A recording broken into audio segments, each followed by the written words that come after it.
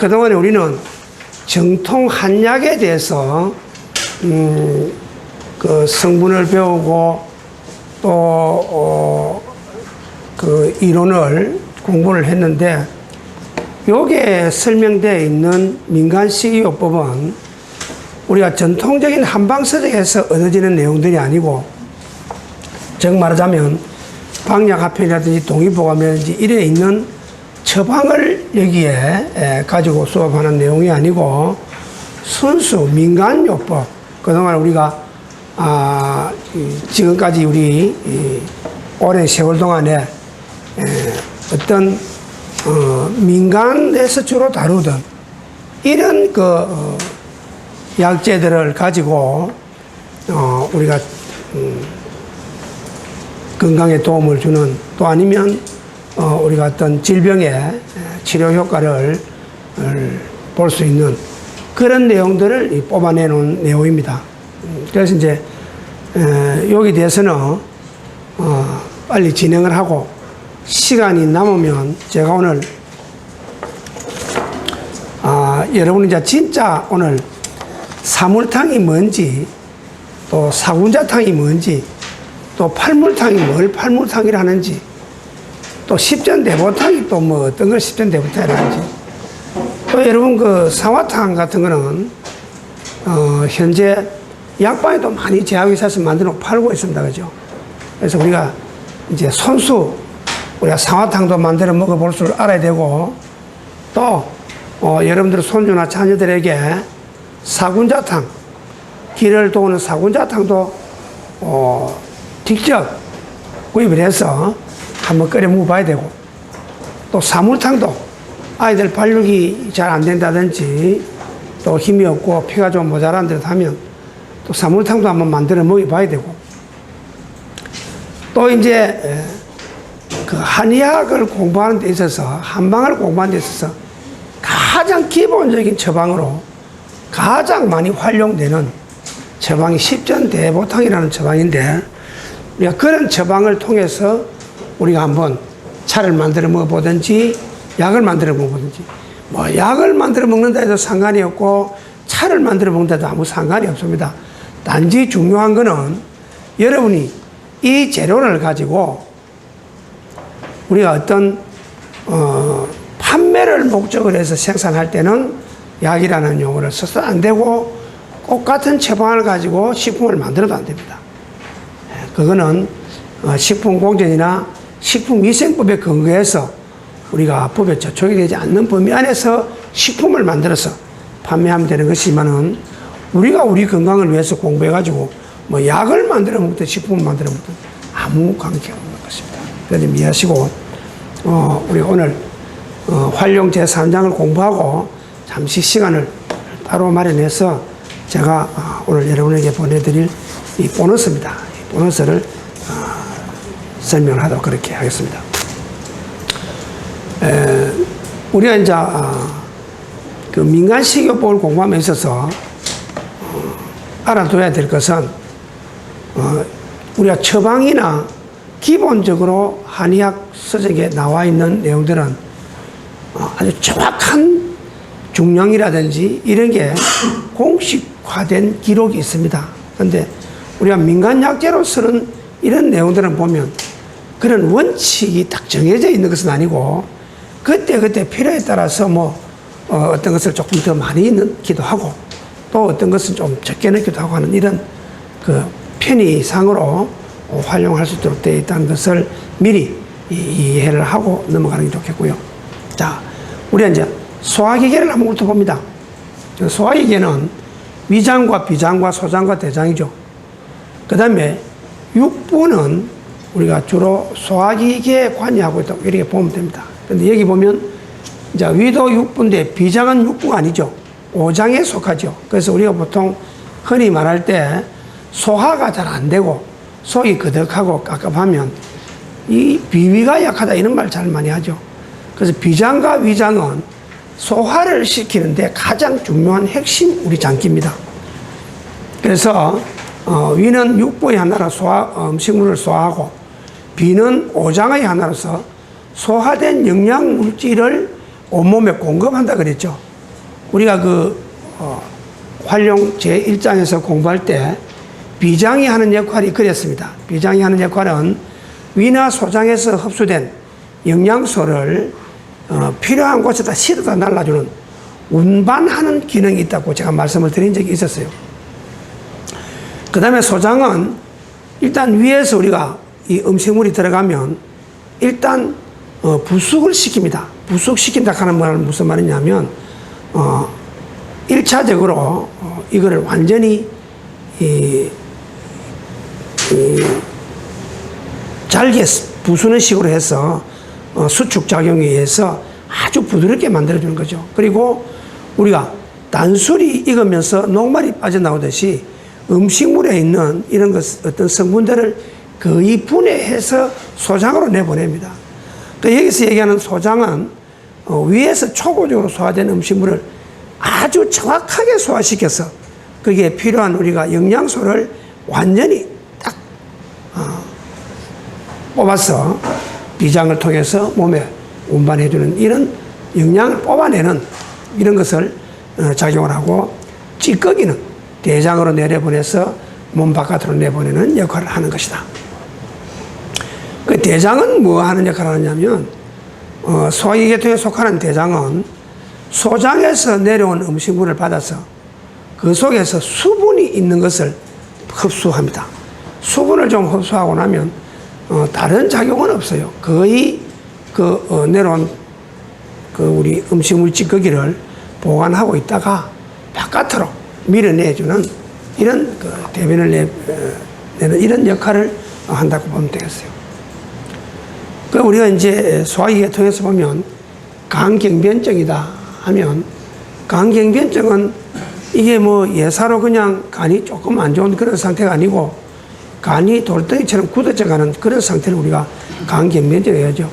여기에 확실하게 치료 효과를 볼 수 있는 약이 있다고 보기도 어렵겠지만은, 일단 우리가 민간식물에서는 마늘이라든지 미나리, 옥수수, 질경이 이런 것들을 우리가 이용해서 과거에 써왔다 하는 것이고, 여기에 마늘을 제외하면 미나리나 옥수수 수염이나 질경이 씨 같은 것은 전부 소변을 잘 나오게 하는 약재들입니다.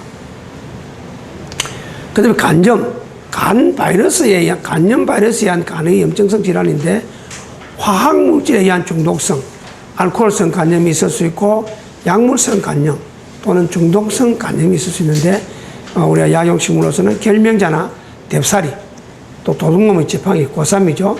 해동피, 엄나무 껍질, 또 수건, 미나리 같은 거를 써서 우리가 치료를 해왔다. 그 다음에 구역질이 나는 데는 부추를 썼다. 이런 내용이고요. 대장염은 상당히 여러 가지 증세로 인해서 나타나는데, 주로 대장염이 급성으로 오는 경우는 세균 감염 때문에 오는 경우가 상당히 많습니다. 장 내용물의 병적 발효 등으로 인한 대장의 염증이다. 물 같은 설사가 하루에 10회 정도 나타나는 심한 증상이 있을 수 있다. 급성 대장염이죠. 복통발열 구토가 난다. 물풀의 나무, 요거는 진피인데 밀감 껍질 진피가 아니고 물풀의 나무 껍질을 얘기합니다. 백두옹은 할미꽃이죠. 할미꽃. 지유는 오이풀, 황백, 고삼, 애기똥풀, 백울채, 감초 같은 것을 쓰는데, 여기에 앵소각이라고 있죠.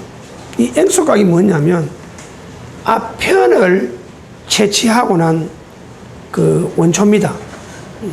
이거를 삶아서 먹으면 민간약재로서 이거 이상 더 좋은 게 없습니다. 그 다음에 맹장염, 충수염이라 하기도 하고, 맹장염이 오면은 만성으로 올 때는 우리가 사실 맹장염을 제때 발견 못하는 경우가 상당히 있습니다. 급성으로 올 때는 아주 극심한 통증이 오고 하기 때문에 즉시 병원에 가서 수술을 해야 되겠고, 만성으로 오는 경우도 우리가 굳이 맹장이라는 게 맞으면 가지 있을 필요가 없이 수술을 하는 것이 가장 좋습니다.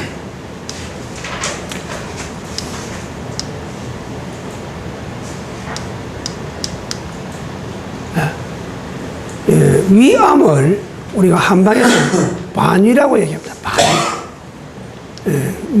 위암에는 요즘은 주로 옛날에 여기 부추, 마늘, 기와버섯, 생열기, 열매, 두릅나무 껍질, 백굴채, 가시오피한테도 좋겠지만은 요즘은 주로 항암 작용이 강한 이런 약재들을 처방해서 먹는 경우가 상당히 많고 주로 병원 치료에 의존하는 경우가 많겠죠. 이 생열기 열매라고 하는 거 처음 나옵니다. 오늘 생열기 열매는 해당 화의 열매가 열리는데 이것을 생열기 열매라고 얘기를 합니다.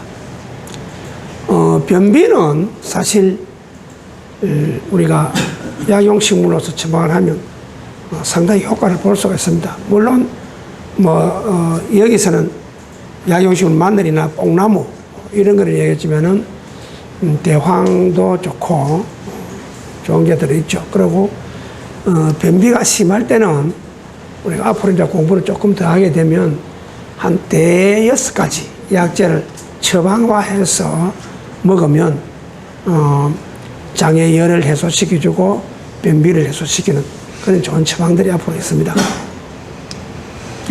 식도염은 도둑놈의 지팡이. 식도염이 생기는 경우는 식도 점막의 염증입니다. 식도 글자 그대로 음식이 넘어가는 길목이죠. 그 길에 염증이 있다는 거죠. 고삼, 도둑놈의 지팡이죠. 고삼 분말을 1일 2회지 3g씩 한 3-4번 정도 하루에 먹으면 좋다 이렇게 되고요. 그 다음에 식중독입니다. 식중독은 우리가 아까 대장염이 세균성으로 나타나는 경우가 많다고 얘기했다시피 식중독도 마찬가지입니다. 우리가 음식물이 설리겠다든지 또 아니면 음식물이 변질이 됐다든지 부패된 이런 우리가 음식을 먹게 되면 식중독에 걸리게 되죠. 식중독이 심하면 옛날에는 토사광란이라 그래가지고 막 토하고 싸하고 난리가 나죠. 근데 요즘 식중독을 생선이나 이런 잘못 음식을 먹고 식중독에 걸리게 되면 피부 질환이 나타나가지고 굉장히 고생 많이 하시는 분들이 많아요. 지금 여름철 장마철 같은 데는 생선 잘못 먹으면 피부려 오고 균에 중독될 위험성도 있고요. 굉장히 음식을 조심해서 먹어야 되고 잘 익혀서 먹어야 되고 첫째 냉장고를 믿고 며칠씩 넣어놓고 먹는 음식물은 상당히 여름철에 좋지 않습니다. 꼭 음식이 변질됐는지 안 됐는지를 확인하고 먹어야 되죠.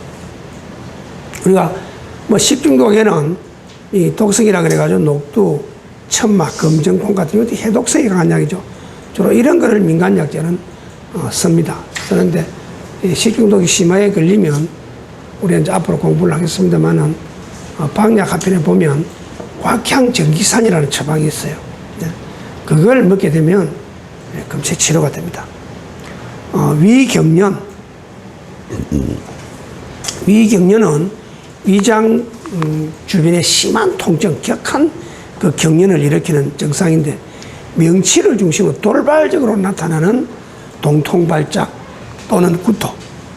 원인은 담석증이나 췌장염, 위시위장 궤양, 급성위염, 장폐색, 회충증, 충수염 등으로 이 증상이 올 수 있다. 이렇게 봐지고요. 우리가 약용식물로는 마늘을 먹는다든지 여기서 얘기하는 마늘을 먹는다는 것은 우리가 외상의 마늘을 쓸 때는 생거를 지져서 무좀 같은 데 쓸 수가 있지만은 그 외에는 전부 익혀서 먹는 걸 얘기합니다. 책에 보면 그렇게 나와 있으니까 여기 설명이 그냥 마늘이라 하면 대부분 익혀서 먹는다고 생각하셔야 되고 또 실제 여러분이 이거를 응용을 할 때는 책에 있는 내용을 전부 구체적으로 한번 쭉 검토를 하시고 사용하는 것이 원칙입니다. 자, 그 다음에 이제 위궤양. 위궤양에는 위궤양이라는 것은 위가 심한 염증으로 이렇게 버텨 나오다가 헌대처럼 헐어버리는 것을 위궤양이라 그럽니다. 이 위궤양은 치료가 상당히 까다롭고 더딥니다. 오래 걸립니다. 그런데 이게 위궤양이 계속 진행이 좀 오래되다 보면 천공이 돼요. 구멍이 뚫려버립니다. 위장이. 이럴 때는 큰일 나죠. 그 구멍이 뚫려버리게 되면 음식물이 바깥으로 복막 쪽으로 들어가야 되면 그게 복막염을 일으키고 경우에 따라서는 사람이 생명의 위독한 정도까지 가요. 그렇기 때문에 항상 우리가 위에 대한 안전성을 늘 확보하고 있어야 됩니다. 위가 건강해야 됩니다. 그래야 우리가 음식물을 먹어도 그 양분으로 들어가고 영양소로 흡수할 수 있는 것이지 위가 안 좋으면 안 되죠. 그래서 위궤양이 오게 되면 상당히 조심스럽게 치료를 받아야 될 필요가 있습니다. 우리 한약으로서는 환기, 위궤양의 온나무를 먹기도 합니다만은 결명초나 감초 이런 걸 먹고 치료를 할 수 있습니다. 위산과다. 우리가 어떻습니까? 위산이라는 것은 위에 그 산성 물질이 많다는 거죠. 그 소화액 중에서 산은 굉장히 상당히 독합니다. 그래서 위산은 주로 술을 계속 많이 먹는다든지 이래서 위가 그 산성화된 이런 상태를 말하는데 잠깐만 신 음식을 먹어도 신물이 올라오고 또 소화가 잘 안 되면서 신물이 올라오는 이런 경우를 위산 과다라고 얘기를 합니다. 근데 보면 약용식물로서는 적당하게 그렇게 쓸 게 별로 없고요. 우리가 처방에 가면 좋은 내용들이 들어있습니다. 자, 위염은 위의 염증이죠. 그러니까 위하수는 조금 다른 증상입니다만은 위염으로 시작해서 또 오래된 만성 위염이 돼가지고 또 위궤양으로 전진하고 나가고 또 위궤양이 오래되면 위천공으로 가는 경우가 있죠. 근데 우리가 옛날에 소주를 많이 먹는 사람 보면 위벽이 굉장히 얇아져 있어요. 이 사람들은 약간만 자칫하면 위가 터지는 경우가 있어요. 주의를 해야 돼요. 위하수증은 위가 아래로 처지는 거죠. 우리가 지난 시간에 공부를 할 때 환기, 승마, 시오 같은 이런 약재들은 아래로 처지 내려가는 것을 위로 끌어올려주는 역할을 한다 그랬죠. 여기 보면 환기가 있죠.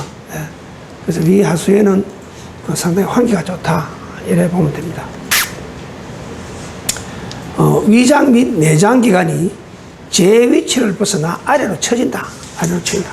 처지니까 복부가 빵빵하게 백만감이 느껴지고 소화가 잘 안 되고 때로는 두통이 오기도 하고 어지럼증이 오기도 하고 울렁거리고 눈이 침침하고 식욕이 감퇴되고 하는 이런 증상들이 위하수증으로부터 올 수 있는 이런 개연성이 있다라고 우리가 보면 되겠습니다. 음식 체증, 음식이 먹고 체한다 그러죠. 음식 체증에는 소화불량으로 설사나 구토를 하는 경우도 있겠고요. 마늘이나 마를 먹어도 좋다. 근데 오늘 우리가 공부하는 요 약용식물을 이용한 민간식이요법은 우리가 그동안에 공부한 것 중에서 그냥 참고사항으로 보시면 됩니다. 또 앞으로 여기에 있는 전문성인 치료를 하는 방법은 우리가 이제 따로 공부를 한번 하게 될 겁니다. 그럴 때 가면 자 우리가 어떤 처방을 써서 이걸 치료할 것인가 하는 것을 방약합편 교육을 통해서 우리가 할 수가 있습니다. 그때를 기대해 주시고 오늘 얘기했던 큰 비중은 두지 말고 이 민간요법에서 과거에 이렇게 썼구나 하는 쪽으로만 여러분들이 이해하시면 잘 됩니다. 뒤에 얘기 잘 들립니까? 그 다음에 이질은 이게 요즘은 많이 흔하지 않습니다. 옛날에는 이질이 굉장히 많았죠. 피똥 오르고 대변 보고 나면 금방 또 가고 싶고 이런 것을 우리가 이질이라고 얘기하는데 여긴 작약이 상당히 좋습니다. 부추도 좋고 상당히 좋고 부추즙도 좋고, 식이나 매실도 성 좋고. 그래서 사실은 우리가 소화기 계통에 음식으로 인해서 무슨 문제가 생길 때는요, 꼭 그 매실 액기스 있죠. 매실 원액을 꼭 드십시오. 굉장히 좋습니다. 원액을 그대로 먹으면 독하니까. 그 외에 발효시키는 효소식 있죠. 매실 효소. 그 물을 좀 타서 마시면 아주 금방 속이 편안해져요. 상당히 좋습니다. 치질은 뭐 요즘은 재발 없이 수술 잘 하니까 수술하는 게 가장 좋고요. 괜히 나순다고 미루다 보면 고생 찐당하고 결국 나중에는 수술들을 해야 돼요. 그래서 치질 같은 거는 아주 전문적으로 수술 경험이 많은 곳에 가서 하는 것이 좋겠고요. 우리가 굳이 약을 쓴다면 마늘, 생강, 부추, 지황 이런 것들을 가지고 한번 해볼 필요가 있다. 근데 가장 중요한 것은 치질이 걸리되면 항문이 찢어져 가지고 우리 상처를 입게 되고 굉장히 통증이 많이 오죠. 대변 보고 나면 이게 찢어지고. 그래서 옛날에는 뭐 수술법이 없고 치료법이 마땅치 않을 때는 그 지유나 이런 걸 가지고 자훈을 했습니다. 끓여서 김을 이래 쐬면 이 살이 부들부들어져 가지고 그래서 편안하게 좀 지내는 그런 경우가 있었죠. 타랑, 이 항문이 바깥으로 돌출하는 겁니다. 항문이 이것도 역시 마찬가지 환기가 좋죠.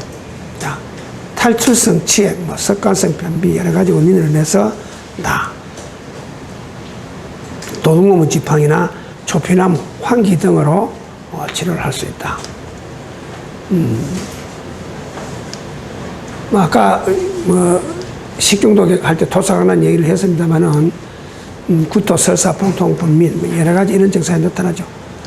토혈각혈, 우리가 토혈한다는 것은 식도를 통해서 우리가 피를 토하게 되면 이 토혈이라 그러죠.